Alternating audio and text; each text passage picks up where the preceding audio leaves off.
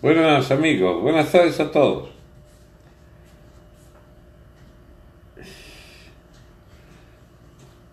Es que hubo un pequeño problema que los amigos de España, que grabaron un poco más temprano, por las confusiones de horario, empezaron a transmitir a las 4 en punto mi programa por el canal de los Repúblicos de España. Ese es un programa distinto, por supuesto, a este. Aquella es una entrevista, más que una entrevista, es una conversación con el amigo Juanjo del MCRC, y este es el programa normal que hago cada semana, lunes, miércoles y viernes. Y no quería pues dejar de transmitir en la hora acostumbrada, el día acostumbrado, solo que van a tener un poquito de paciencia, de un minuto apenas. Estoy iniciando al mismo tiempo el programa por YouTube, por Facebook y por Periscope. Además, en Periscope hay otro programa mío a las 2 de la tarde. Así que esperemos un minutito que se haga un piso. Además del fútbol que estaba allí, tenía el auditorium ocupado por los partidos de España y Portugal, de Portugal e Irán y de España-Marruecos. Está complicada la cosa hoy. Entonces, ahora sí estamos en las 3 redes y estoy doble en el Periscope porque hay otro programa mío. Yo no terminé por no dar importancia a que existan simultáneamente dos programas, porque es que mucha gente lo ve en diferido. Y bien, verán el otro si quieren, lo verán también en diferido, el que quieran ver uno u otro. De todas maneras son los mismos conceptos fundamentales de nuestra visión de la realidad venezolana, española, internacional. Y aquí estamos sencillamente.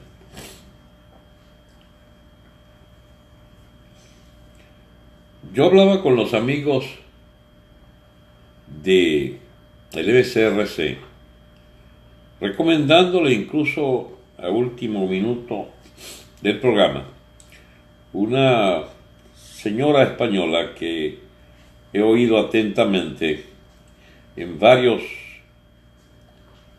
videos, la señora Roca Valera, María Roca Valera, Roca Valera, Roca Valera. Bien, esta señora es una hispanista de primer nivel y ha sacado un libro sobre la imperiofobia, es decir, el rechazo a la historia imperial de España, y es una crítica absolutamente fundamentada y muy sólida, muy seria, sobre desmontaje de la leyenda negra, es decir, toda la fabricación que se ha hecho en la historiografía mundial para, desde el ángulo alemán o el ángulo inglés y francés y holandés, generar la prédica, el permanente cuestionamiento de la verdad histórica sobre lo que fue la colonización. No el colonialismo, que es distinto, la colonización de España en América.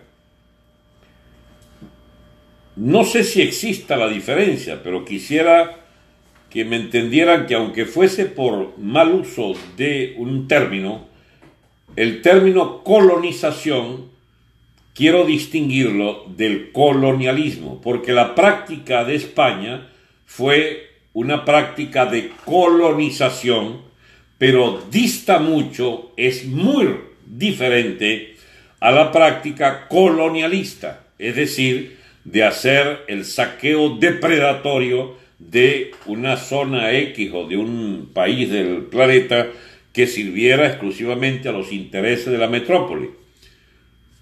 Habría que distinguir de ser posible diferenciar en los dos términos que, por ejemplo, ustedes tienen un colonialismo de parte de, por ejemplo, Holanda, en las islas del Pacífico Sur, por allá en Java, Sumatra, es decir, en las islas de lo que hoy forma Indonesia, que colonialismo es las ciudades de los puertos chinos que fueron capturados por Inglaterra y por Alemania, y también por las cabezas de puente de lo que fue también una práctica del imperio inglés en la India, para luego fundar el imperio, el Raj indio.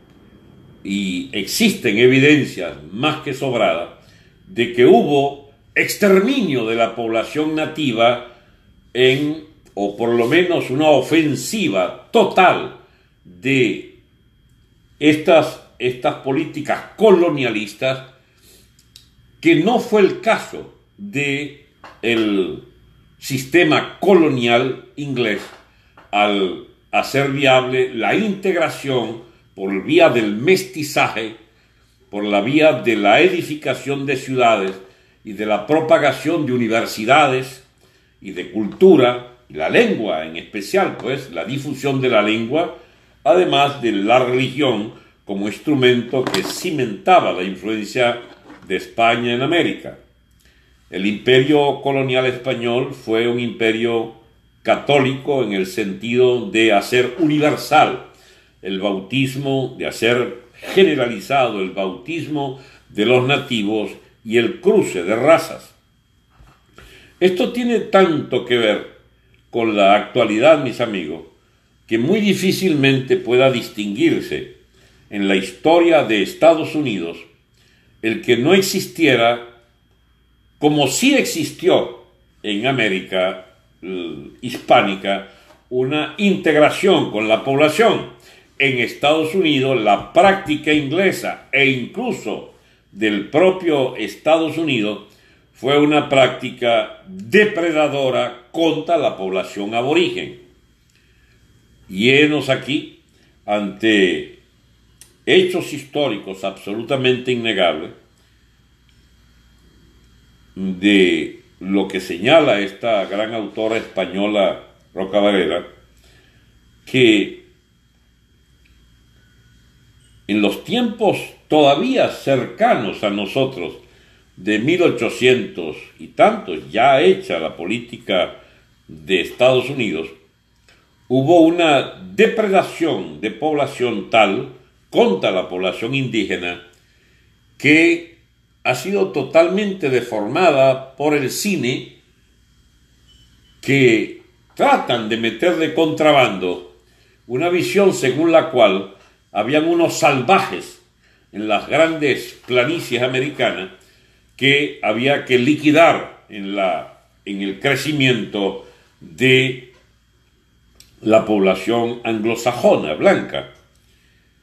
Y hemos aquí ante el hecho histórico de que grandes personajes de esa historia, según lo cuenta esta señora Roca Valera, como Jerónimo, por ejemplo, uno de los grandes líderes de los, creo que navajos eran esos indios, que fue una figura legendaria. El líder Jerónimo hablaba español.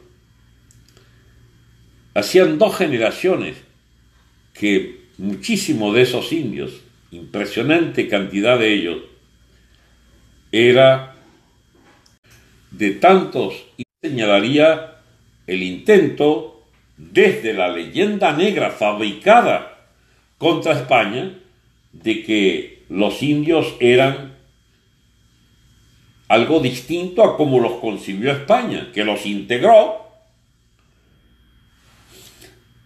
La Nueva España, que era el virreinato que implicaba a México y un territorio igual al actual de México, pero hacia Estados Unidos, o sea, en territorio de Norteamérica, un gran México para entonces, era colonizado por España. Su lengua era el español y su religión católica. En muchísimas tribus de estas estaban plenamente integradas, pero fueron barridas y se generó entonces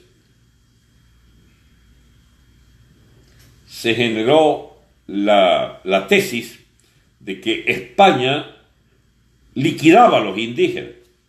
Pero esta tesis no es que sea nueva, ha habido siempre un volver a esa prédica, pero en realidad es bastante nueva en lo que respecta a toda esta ideología que ha creado el chavismo, castrismo, y que está también tratándose de abrirse entre los liberales americanos, los llamados liberales, que no son liberales, son, digamos, partidarios del relativismo cultural, según el cual el indigenismo es la nueva manera que toma la leyenda negra contra España, acusándola de exterminio de indígenas, cuando lo que hubo fue un choque realmente creativo de una colonización vía lengua y vía creencia, escuelas, universidades, etcétera, que sustituía sociedades muy primitivas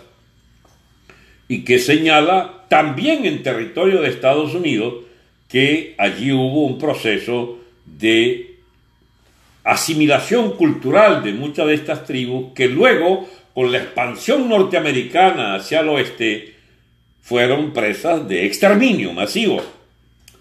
Esas son lecciones de historia que difícilmente pueden ocultarse y que van a seguir discutiéndose por muchos años. A nosotros lo que nos interesa en lo particular de esta discusión es una y otra vez volver no solo contra la demagogia del indigenismo, que como el feminismo, el ecologismo, la relatividad del tema sexual, son todas armas de este nuevo globalismo que implicaría la relativización de la cultura, anteponiéndola como necesidad contra los valores tradicionales atacables desde el ángulo del llamado globalismo. ¿Por qué insisto en estos temas más o menos complicados? Por la sencilla razón de que si todo se hace relativo, las fronteras se van a hacer tan relativas como los sexos y las religiones se van a hacer tan relativas como las creencias más profundas, que pueden hacerse o equivalentes u homologables, es decir, que daría igual, según esto, ser cristiano o ser musulmán, o ser, digamos, partidario de que no existan fronteras y cosas, o de que la lucha correcta por la igualdad de derechos en los géneros se transforma en unas leyes absurdas, como la de hacer responsable al varón de todo tipo de exabruptos que se cometen en las familias, y donde la culpabilidad del varón está anticipada por esta cháchara del feminismo que ha agarrado auge al punto de convertir la lucha correcta de las mujeres en lo que se llama la feminazis, es decir, una práctica de una superioridad casi racista de las mujeres contra los hombres. Estos temas son complicados, pero son los temas de nuestra época, mis amigos. Son los temas que hacen complicadas las discusiones políticas. Porque, por ejemplo, en España, el relativismo cultural introducido en grande por la socialdemocracia y particularmente desde el gobierno Zapatero, implica que, por ejemplo, la tradición cristiana católica de España es puesta en entredicho por una revalorización del aporte árabe de El Andaluz, en El Andaluz, o sea, la mitad sur de España, que estuvo ocupada por los árabes. ¿Por qué esta cuestión se complica pasados ya 500 años de la expulsión de los árabes de España? Porque es que hay un intento de, por la vía del relativismo cultural y de hacer sencillamente algo así como moneda corriente, el hecho de revalorizar el aporte árabe e islámico, se trata de justificar que España sea, a su vez, devuelta históricamente a que no es lógica la supremacía de los cristianos sobre esa península ibérica, sino que también debería ser puesta en entredicho desde distintos ángulos por los nacionalismos, por ejemplo, como el catalán y el vasco, y también por una corriente felizmente muy minoritaria que buscaría reevaluar la presencia árabe en España para hacer potable que también Andalucía fabrique un tema de independencia nacional respecto a la odiada España. Se dan cuenta que el tema va mucho más allá, porque esta es una empresa común de los brotes del nacionalismo ultranza, de las pequeñas minorías que hay en España, en alianza con la política permanente del islamismo del Medio Oriente, para volver sobre la huella histórica de que España debería volver a ser ocupada por los árabes. Y lo han logrado en Andalucía. Allí hay 1 millón de musulmanes. Y los señores catalanes, dirigentes, no el pueblo catalán de base, sino la élite catalana, prefiere inmigrantes árabes a inmigrantes de cualquier sitio de la propia España. O sea, si entre un español de qué sé yo, de Castilla o de asturiano va a Cataluña, no les gusta. A pesar de el resto de españoles son el 65-70% de habla española en la zona de Cataluña, ellos preferirán siempre que haya inmigrantes árabes, porque esos no hablan español. Y entonces aprenden en la lengua que sería obligatoria y excluyente del español, que aprendan catalán. Bueno, con una tesis como esa de exclusión cultural de lo español, ustedes imaginarán que eso tiene como producto final el conflicto abierto. El conflicto abierto.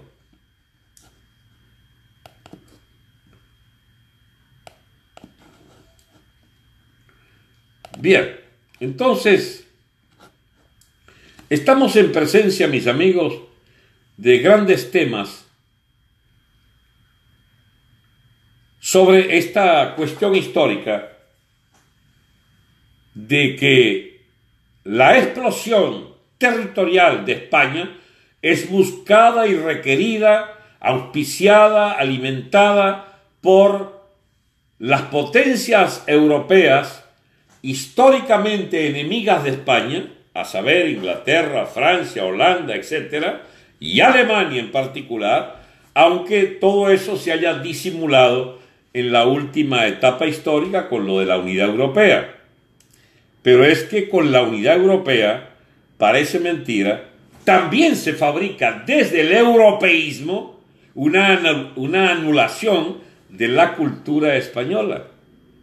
Porque si usted es muy europeo, puede entonces caber dentro de la Europa unida las pequeñas nacionalidades, o nacionalidades no, las pequeñas, sí, comunidades que pudieran ser consideradas naciones culturales, pero que no son, o naciones lingüísticas en muy reducido sentido, pero que no son naciones históricas, como lo es España. Y tenemos entonces que ese relativismo cultural, ese globalismo, ese todos somos europeos, bueno, encubre uno de los temas actuales de España, que los separatistas catalanes buscan golpe de Estado, auspician la secesión, conspiran contra la unidad de España, se van al exilio y se les protege entonces desde Alemania, desde Bélgica, y desde allí entonces siguen su campaña para la segregación, la separación de España. No es un tema etéreo, es un tema muy concreto, mis amigos, que lleva necesariamente a conflictos de grandes dimensiones. El inicio, cuando le hablaba del tema del virreinato de Nueva España, es decir, México, y de cómo se ha ido revaluando la historia mexicana para conocer demasiadas cosas que tienen que ver con lo progresivo que fue la colonia española y con lo cuestionado que está por posiciones del indigenismo, o lo que puede terminar siendo un gran tema de discusión en los próximos años en los Estados Unidos, porque detrás de la discusión sobre el muro de Trump hay el justificadísimo derecho de la nación norteamericana de no tolerar una inmigración sencillamente desordenada y problemática. Estados Unidos tiene o no tiene derecho a proteger quién entra y quién no entra a su estado, que es actual y que históricamente ya quedó saldado que es así. Saldado por pactos que se hicieron, por los acuerdos con el general Santa Anna por allá en 1820-30, y que quedó establecido que la frontera mexicana del Río Grande es esa. Es la frontera del México actual, con lo que le fue quitado, que era un territorio por lo menos igual o mayor y que quedó dentro de Estados Unidos. No se trata de volver al tema de la frontera, más aún cuando no estamos en la etapa en que aquellos eran fronteras de imperio y no de naciones que se conformaron como estados propios a lo largo de siglo y medio, 2 siglos. Pero es que ese tema del muro, o la discusión al lado del tema del muro, es porque la densidad poblacional de habla hispana, inmigrante de México y de América Central, va a terminar constituyéndose en un tema muy serio para los Estados Unidos en la próxima etapa histórica. No sé de qué manera, pero el hecho de que pueda haber 1/3 o más de la población norteamericana hacia mediados de este siglo que sea de lengua hispánica, va a plantear desafíos que pueden resolverse armónicamente sobre la base de imaginarse una cultura común, pero con la presencia viviente de 1/3 de la población hispanoparlante. Ello supondría derechos que por ahora está muy confundido todo, porque empiezan con el tema de los latinos, cuando en realidad estamos hablando es de hispanos, de hispanoparlantes, porque que yo sepa latino no hay nadie aquí. Latín se habló por allá en la época del Imperio Romano, y lo que hay es los hispanoparlantes. Todo esto no es casual. Eso de latino viene de un término que acuñaron algunos franceses para tratar de diluir el tema de que era lo español lo determinante en América. Y que ahora, bueno, quedó ese término, está bien, somos latinos, ok, pero el tema es los hispanoparlantes en Estados Unidos, si van o no a ser una enormidad de pobladores que ya son más de la mitad en estados claves del occidente y del sur de los Estados Unidos y que pueden ser aplastante mayoría de 2/3 o más en algunos de ellos. Usted agarra la mitad del sur de California o la mitad sur de Texas o de Colorado, y son más de la mitad de la población es de origen hispanoparlante. La perspectiva ¿cómo se llama?, de Florida es la de una inmensa megalópolis que antes de 40 o 50 años sería una megalópolis de habla española en por lo menos 70%, a 40, 50 años. Entonces eso reserva para discusiones futuras en el mundo por venir muchas cosas que hoy se dan como ocultas o relativas o que molesta hablar de eso. Pero nuestro interés en conversar con ustedes sobre estos temas es porque en alguno de esos temas se transforman en acuciantes temas políticos. Por ejemplo, en la propia España, en este momento se discute si habrá o no habrá la España que hemos conocido hasta hoy en los próximos 5, 8, 10 años. Porque de lo que no cabe duda es que España va a un modus vivendi donde se respete la mayoría española de Cataluña, y Cataluña y los catalanes tendrían derechos de su minoría catalana, pero si insisten los catalanes en desgarrar España con tesis racistas, supremacistas, nazis, como las que tiene la dirección catalana, que aspiran a ser financiadas por el resto de los impuestos de España, que deben mantenerle su manía de quererse separar, mis amigos, eso va para la guerra. Eso va a la guerra. Entonces, ¿estamos hablando de un tema que es secundario o superficial? No. Es que, como dice Rubin, no habrá paz. No habrá paz. Y eso implica definiciones políticas. Yo no es que envidie nuestra situación en Venezuela, pero caramba, y muchos otros países de América hispánica, que eso no está en discusión. El hecho de que exista una nación venezolana, por ejemplo, no está en discusión. El loco Chávez y su manía por andar dividiendo el país, entonces anduvo en una prédica permanente sobre el aplastamiento de los indígenas.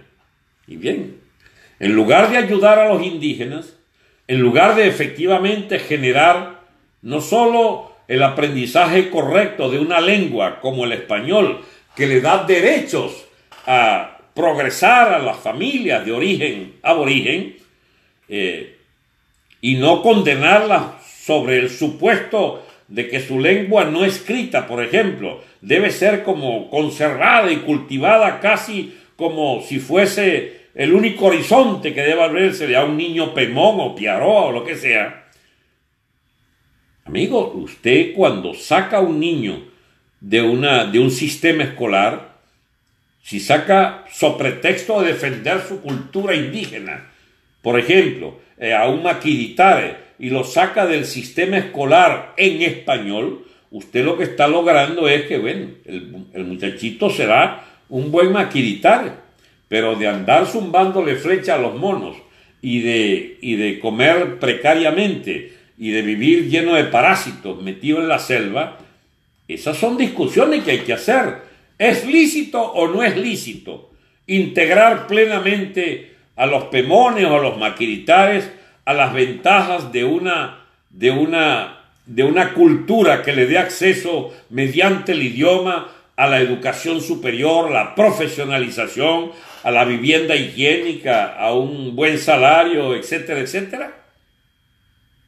Yo no sé, yo estaré entonces equivocado, pero yo prefiero un maquiritare doctor en química a un maquiritare echándole flechazos a algunos monos en la selva.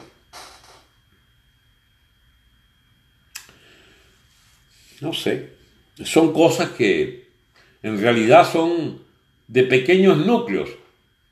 Sí, son pequeños, pero son los temas que de allí generan el desconocimiento, por ejemplo, del descubrimiento. ¿Ustedes no vieron que tumbaron la estatua de Colón e inventaron estos chavistas piazos de locos estos?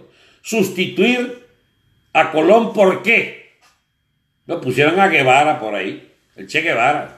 O sea, gran vaina. Tumban la estatua de Colón y nos ponen estatua del Che Guevara. Pero ¿qué es lo que hay detrás de esta manía por cambiarle nombre a las cosas?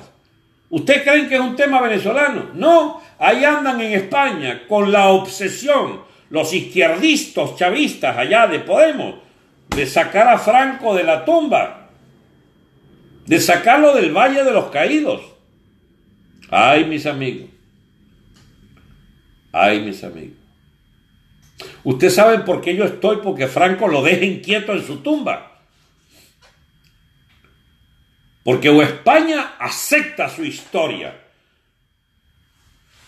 acepta que Franco ganó la guerra y que la República Roja Comunista perdió y de que no hay manera de devolver la historia a lo que es la herencia histórica, ya de lo hecho. Pero si usted empieza a sacar Franco, entonces que la República fue la que ganó.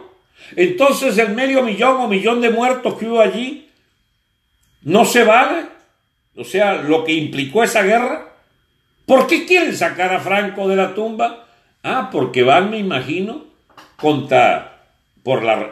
mediante la revisión de la historia, a hacer valorar que el imbécil este de la cola de caballo, el chavista este, el vagabundo este, que se compró una mansión de $1 millón con nuestro dinero y el de los ayatolas de Irán que financian sus programas de televisión auspiciados por la señora esta que era vicepresidenta del gobierno de Rajoy. Eso es entonces lo que había que hacer con el Coleta, facilitarle el acceso al electorado y llevar la corriente Podemos a ser importante. ¿Es realmente importante que España tenga una solución como la de Podemos? Bueno, podemos darle algunos cursitos de lo que hicieron la gente de Podemos en Venezuela. Todas estas discusiones no son gratuitas, mis amigos. No son artificialmente creadas para hablar por querer hablar. Son cosas que se convierten en temas de nuestra más palpitante actualidad, porque están embasurando a España con el Coletas, están ya a medio camino con la elección de un gobierno ilegítimo, como el que monta el PSOE con todo el perraje separatista de España, como el que va a llevar a España a una nueva guerra civil. ¿Qué les parece?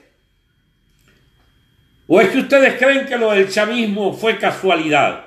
El chavismo es un plan histórico del castrismo cubano. Es un plan histórico de Rusia y Cuba. En la mitad del camino se quedó Rusia. No llegó, porque la Unión Soviética se derrumba el año 89-90 y entonces le quedó a Castro el tema de cómo él bandearse en América Latina con sus propios recursos. Y entonces resolvió chulear a todo el mundo. Aquí tuvieron los adecos y los copellanos financiando a Cuba, muy limitadamente. Pero después entonces el señor Castro resolvió despacharse y darse el vuelto con el tema de cómo obtener de Venezuela el subsidio para la burocracia cubana, y lo obtuvo. 19 años tenemos nosotros pichando a Cuba. Ajá, bueno, ya está. A lo hecho pecho. Ya financiamos a estos vagos del Partido Comunista Cubano 19 años. Ajá. Y van a seguir. A pesar de haber acabado con Venezuela, con su economía, con su Estado, haber hecho de esta cultura, digamos, de los hábitos, de las tradiciones venezolanas, un guiñapo, un trapo sucio. A pesar de haber hecho lo que les ha dado la gana con Venezuela. A pesar de haber puesto a Maduro y a la pereza entonces como grandes figuras del Estado. Eso no es suficiente. Quieren más. ¿Qué más que quiere? ¿Hasta dónde hay que llegar para descubrir que hemos sido pasto fácil de toda una tramoya histórica fabricada fuera de nuestra frontera por los relativistas culturales? Por los que fabricaron que el tema nuestro era 5 siglos de opresión española. Pero piazos de loco. ¿Hasta cuándo esa prédica para ignorantes? Hablen como son las cosas. La historia de España de 3 siglos en nuestra república fueron 3 siglos de crecimiento incesante de un proceso civilizatorio y de acumulación material y de bienestar. Es que explotaban los indios. Bueno, los otros imperios los liquidaban físicamente. Los nuestros fueron asimilados culturalmente en términos religiosos, en términos de idioma y en términos de familias, de mestizos. Estos no son temas que puedan ser tratados sin una buena dosis de inteligencia, mis amigos. Porque si se van por la tarea fácil de ver estomacalmente las cosas, entonces no alcanzan a descubrir ni siquiera lo que son las raíces de nuestra propia nacionalidad. Vayamos por parte. Venezuela, ¿quién la funda? ¿Quién la funda? Venezuela es la creación viva y palpitante de la cultura y del mestizaje español con los indios en Venezuela, que eran una población relativamente débil en comparación con el proceso de inyección masiva de peninsulares que van generando. Los ingleses le agregan los esclavos, porque los ingleses eran los grandes traficantes y los portugueses también. Entonces traen miles y miles de negros a nuestras costas, producto del tráfico de esclavos, declarado ilegal por España. Pero los blancos criollos, los hacendados criollos, los nacidos aquí y mucho hacendado español también, le gustaba tener mano de obra esclava. Al punto que nuestros grandes mantuanos armaron un ejército de independencia y los esclavos se fueron para el llano. No querían ser del ejército patriota. ¿Saben dónde estaban los esclavos de las haciendas de los patriotas, de los blancos criollos que querían independizarse de los blancos peninsulares españoles? ¿Saben dónde se fueron? Cimarrones, perdidos, libertos, pero por su cuenta, pues, en los llanos venezolanos. ¿Y quién los recogía? Bobes. Se hicieron fanáticos de Bobe.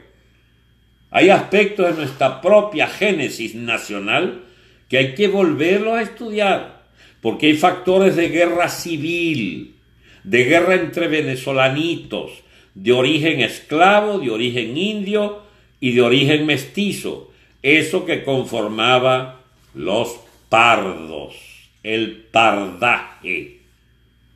El pardaje era la base poblacional, cuidado sí, fundamental de Venezuela, o por lo menos nada despreciable respecto a los blancos peninsulares y criollos.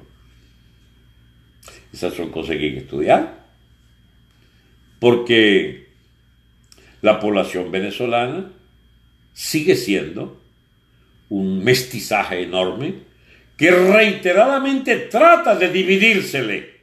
Una vez que la independencia dirigida por los blancos criollos, y felizmente por un caudillo muy popular, demasiado popular, pero era Catire, el Catire Páez, genera la fundación misma de la República. Y se genera entonces, en medio del mestizaje ya aceptado, de la independencia contra los blancos peninsulares, que son echados.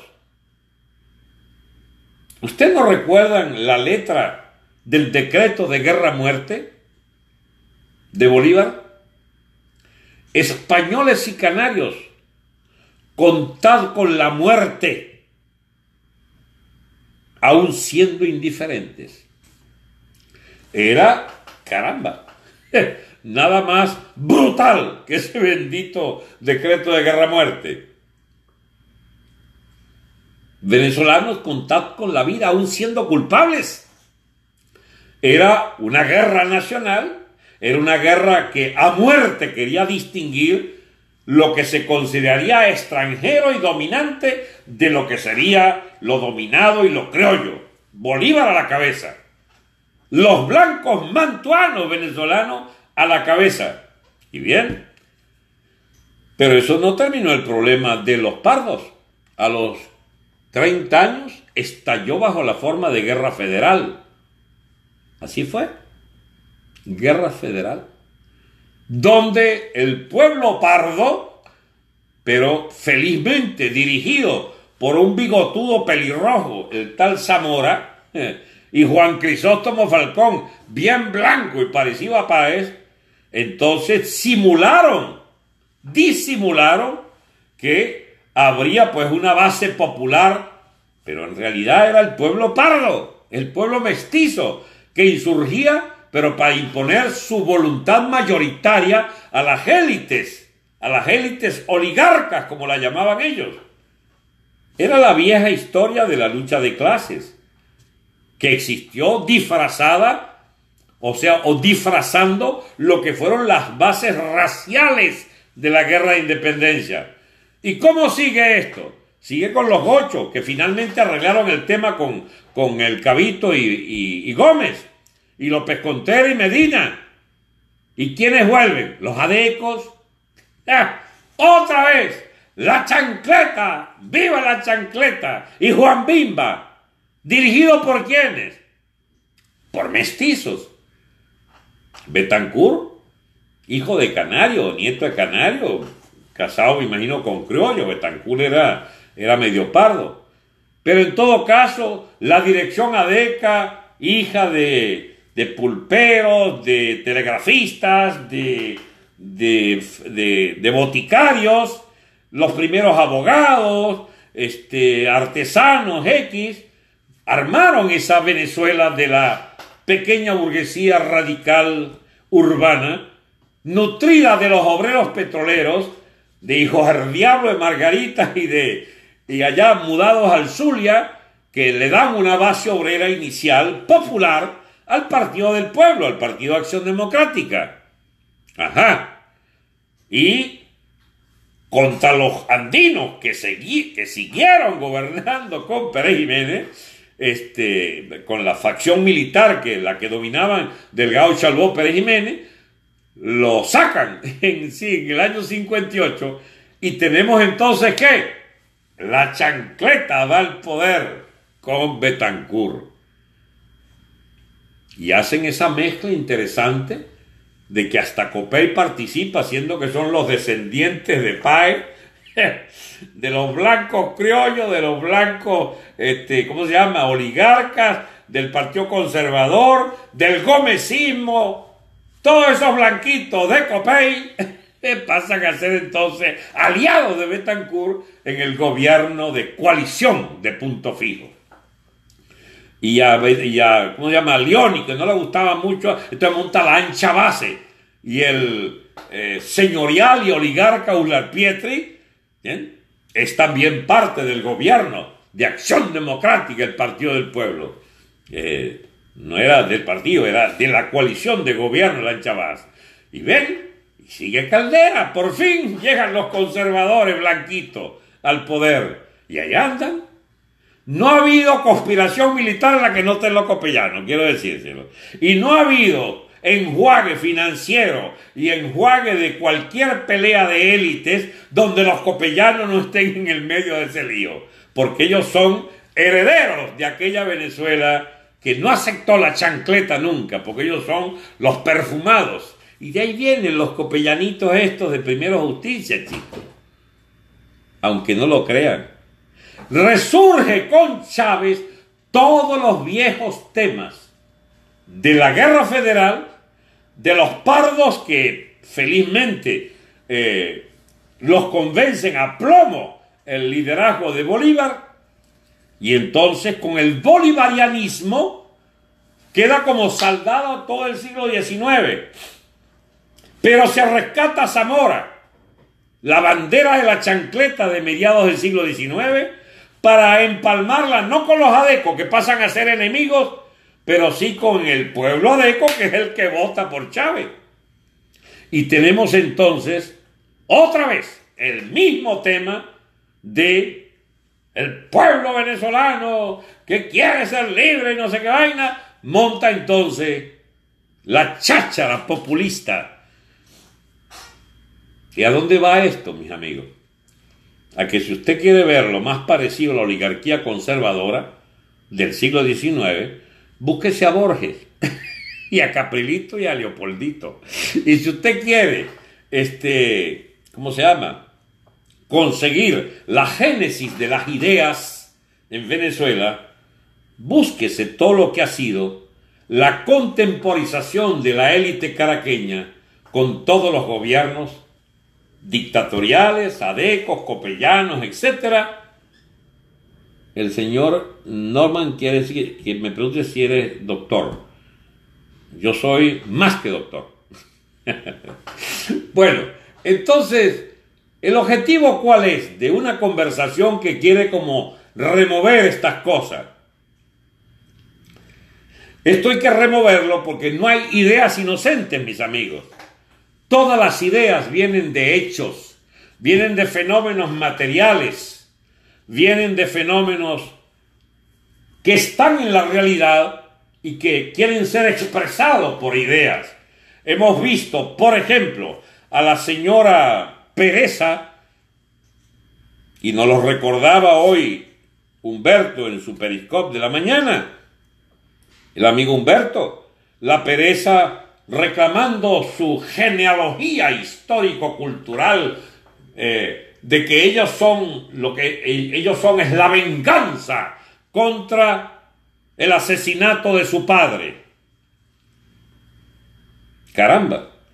¿Y usted me puede explicar, doctora Pereza, por qué todos los venezolanos tenemos que pagar que a tu padre lo mataron mal matado, producto de una patada en el hígado que se sabe quién se la metió y que amaneció muerto en su calabozo de la DICIP? Bajo tortura, sí, lo mataron. Factores repugnantes de torturadores de la DICIP de entonces, porque él estaba complicado en el asalto, ¿cómo se llama? En el secuestro del industrial Nijau. Y bien,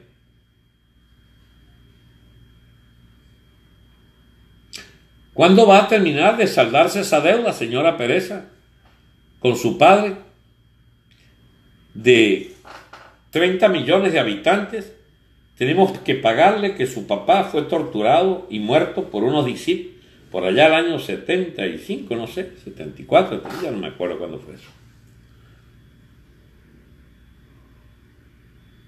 Hay locuras humanas que yo sencillamente me quedo a veces como diciendo, pero ¿será verdad que tenemos destino en esta tierra? Más chiquito, ¿será que tenemos destinos en esta nación?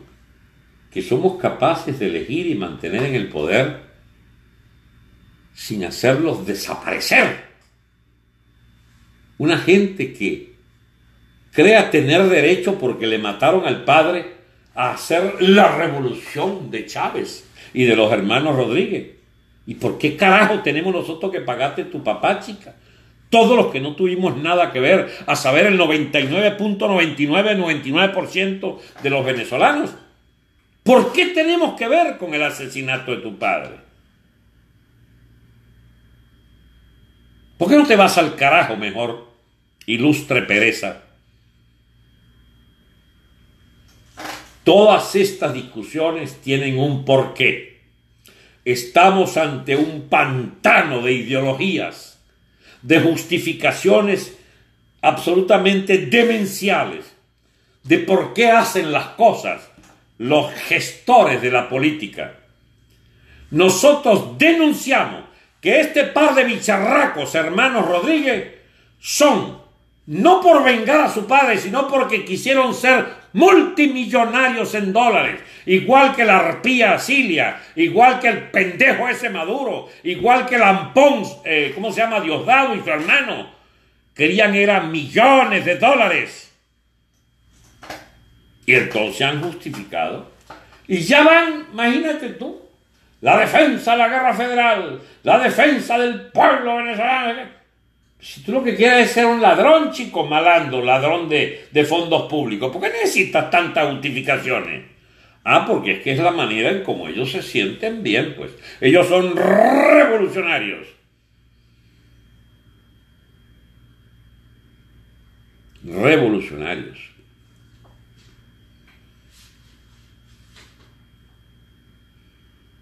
Entonces andan siempre pescando vainas. Pescando en esa confusión de la historia mundial y venezolana en particular, donde no hay manera de ganar si uno empieza a quererlos entender.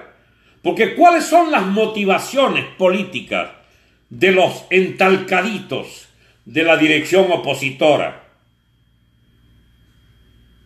Las razones de ellos son también de dinero. Créanlo o no. Y es bueno que si creían otra cosa, que más bien empiecen a analizar sus propios actos para uno darse cuenta de que estos lidercitos de la clase opositora que quiere elecciones, elecciones, elecciones, elecciones, porque ellos lo que quieren es elecciones, es decir, ellos quieren que emparrandemos el país varios meses donde las, ¿cómo se llama? La data análisis apunte billetes y muchos dólares, los ponga ellos en las primeras figuras de las encuestas y fabriquen cuñas y más cuñas y papeles y más papeles y, ¿cómo se llama esto? Maquinarias de propaganda y de promoción de su imagen y redes y más redes sociales para fabricar la leyenda según la cual ellos deben ser los dirigentes del país. ¿Y qué hay detrás de eso? Dinero. Son financiados por ampones de este lado. Ampones blanquitos. No ampones chavistas que se cogen y se roban lo del Estado. No, estos son ampones blanquitos que pactan con el Estado que les pague fortuna para estafar la nación venezolana con bonos de la deuda, con contratos como los de Derwich, y se van a Madrid, compran ¿cómo se llama esto? Castillos, cotos de casa, apartamentos en Nueva York de millones y millones de dólares, o el rincón ese de allá de Texas, que le dan 1.000 millones de dólares en comisión, le da Ramírez. El Chiara ese, acá, que tiene una manzana ahí de vivienda, aquí en el sur, y 700 cuentas bancarias. ¿Qué son los bicharracos enchufados del chavismo? Ese nivel, muy blanquitos ellos. Muy de acompañantes de primera hora del comandante. Son otros ladrones, chicos. Y entre esas dos grandes bandas de ladrones, entonces los venezolanos andamos como pajarito en grama a ver quién es el que se va a quedar con el coroto. Pero entonces nos juegan una mala pasada, que es que a la banda de malandros del chavismo, que tienen a las alianzas, que tienen a Castro, a los Castro, para lo que queda de esa bosta de burocracia cubana, tienen a la izquierda mundial de aliadas. Esa peste es contrarrestada con los aliados de bolichicos y buliburgueses de nuestra élite democrática blanquita que aspira a sustituir electoralmente por los métodos de la comunidad democrática el gobierno de los malandretes, estos ampones del chavismo. ¿Y ese es nuestro destino? Algún cínico pragmático diría: yo voto tierrita y no juego más. Yo no vine a este país a haber nacido cuando nací y educarme y buscar comprender la historia de mi país para terminar en el dilema o Caprilito, Leopoldito, Jorgito, Lagaña, ¿cómo se llama? Y la otra, y la otra, y la otra. O el perraje de Diosdado, Maduro, ¿cómo se llama?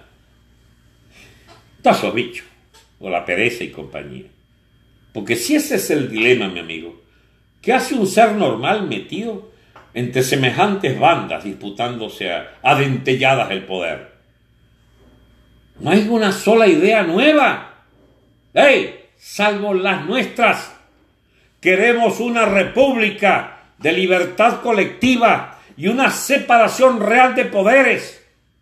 Nosotros queremos una nueva Venezuela, un renacimiento de la república. No queremos los favoritismos de fortuna fabricadas desde el Estado mediante el dolo y el tráfico de influencia. Queremos que construyan miles de empresas capitalistas de propiedad privada que se haga sagrada y la gente compite en un mercado libre, verdaderamente libre, sin prevaricaciones, sin torcer la ley a favor de tal o cual segmento que se hace del botín del Estado para entonces fabricarse fortunas gigantescas a la medida que tiene acceso a la información privilegiada o a las divisas privilegiadas o a la ley que consagra su exclusividad en el manejo de tal o cual mercado, de tal o cual monopolio. Amigos, construir de nuevo la República Venezolana no es una utopía, es una necesidad. Porque si no es lo que andamos proponiendo, entonces vamos a seguir dando tumbos. Las fuerzas militares de Venezuela deben escindirse. Y si hay de verdad un segmento que quiera hacer algo con su país, tiene que apartarse de esta práctica bochornosa del patrioterismo vil, envilecido del chavismo, y no puede creerle a los líderes acomodaticios de la MUD que nos tienen hace 19 años siendo el soporte disque opositor de la misma plaga que quiere apropiarse del Estado para manejarlo en función de intereses de sus segmentos minoritarios que controlen la riqueza. Nosotros queremos un país de todos. Queremos un país donde se compita.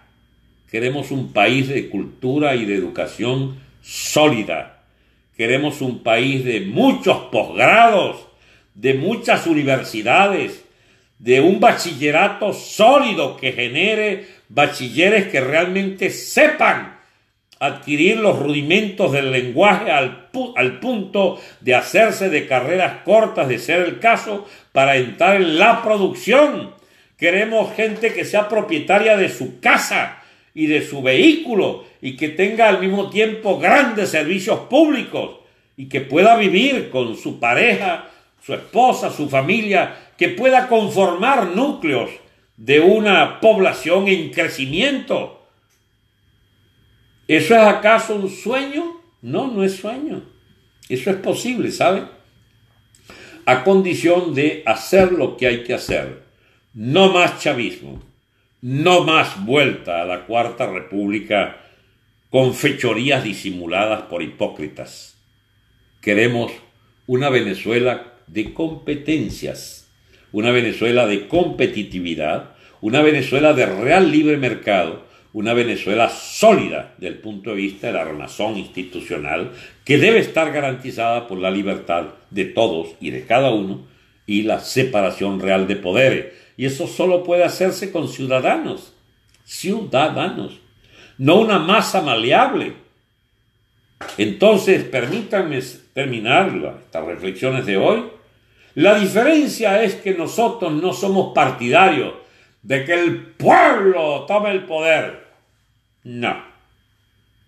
Nosotros queremos unos ciudadanos ejerciendo las libertades de todos para elegir poderes que se controlen mutuamente, suponiendo que los humanos buscan siempre tener ventaja para quedarse con la mayor tajada. Y lo único que hay que hacer es manejar el egoísmo de los humanos, dividiendo de tal manera la capacidad de elegir y de controlar que no permita que nadie se quede con todo el poder y que sea a su vez el otro poder el que considere necesario contrapesar el poder del otro segmento.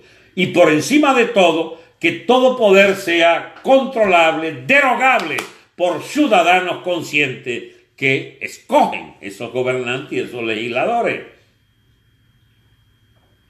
Eso se llama una verdadera república, mis amigos. Nosotros queremos es una república con una constitución que proponga reglas de juego, donde no se vale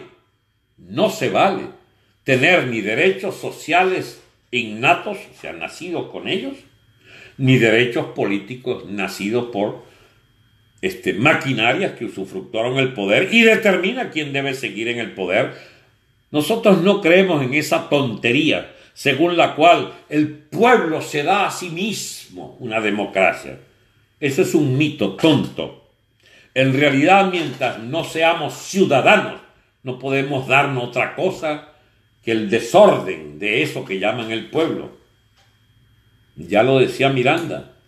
Sois bochinche, bochinche, solo bochinche. Nosotros queremos un pueblo organizado y consciente, es decir, una ciudadanía. Una ciudadanía. Y para eso, mis amigos, yo les propongo algo muy sencillo. No podemos estar eligiendo ahorita para salir de esta peste y que entonces unas elecciones para que las gane Capelito o no sé quién. No se vale. Porque lo que haríamos sería pasar del poder de la oligarquía chavista a la oligarquía otra vez de los dueños de fortunas mal habidas, muchas de ellas privadas, eso sí. No me pongan a escoger porque voy a escoger las fortunas privadas, que son mejores que las fortunas mal habidas del poder corrupto. Pero es que las privadas también son corruptas. Entonces van a tener que acompañarme en la idea de que de lo que se trata es de no escoger ninguna oligarquía de dineros no explicables. Y cuando usted hace ese examen, quedan muy poquitas fortunas explicables. Muy pocas. Y cuando usted vaya a discutir méritos de los verdaderos progenitores de una nueva república, usted se va a conseguir de que no es posible armar nada con gente que haya sido venal o participante de roscas o participante de grandes empresas de confusión, de grandes empresas de manipulación de votos o de ofertas engañosas electorales u otras.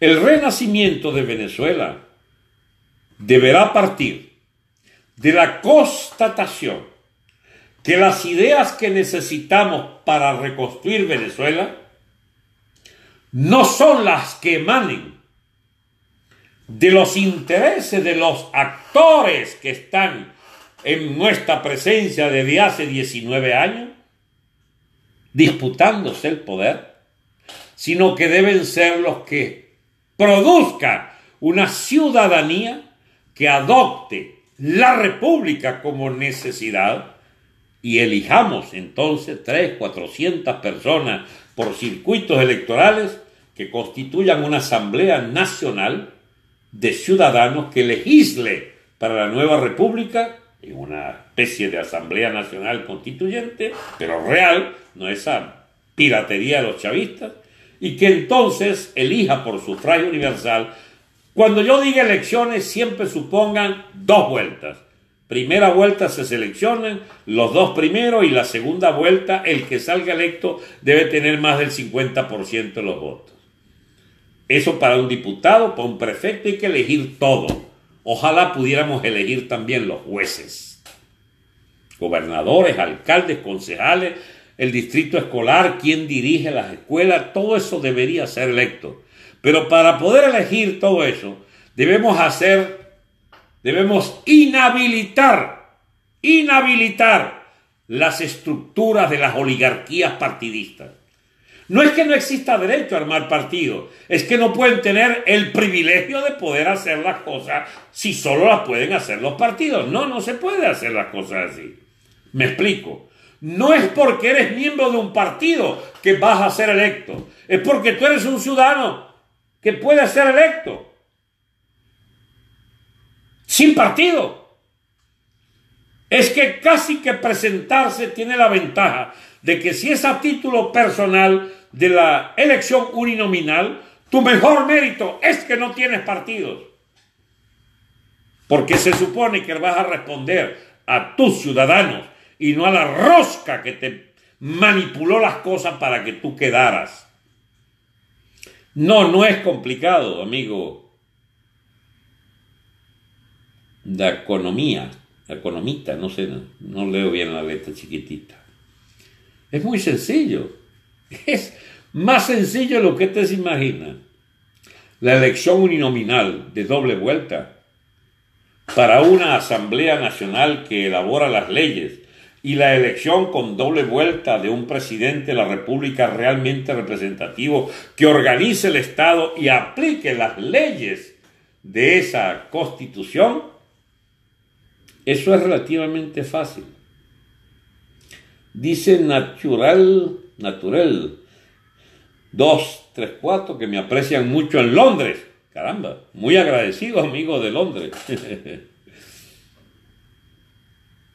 Las soluciones son sencillas de aplicar, pero hay que aborrecer la manipulación de las roscas de oligarquías de partidos y de las oligarquías financieras que los financian para ganar dinero y no para construir país.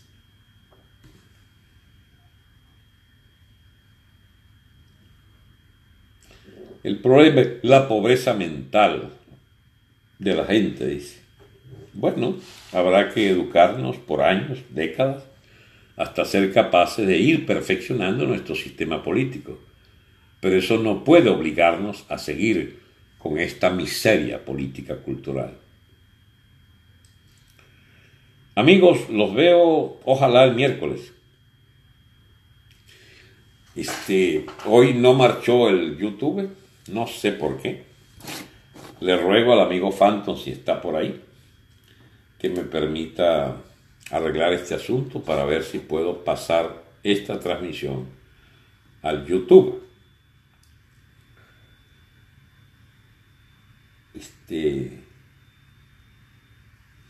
Entonces, los veo el miércoles, ¿les parece? Hasta pronto, amigos de Facebook.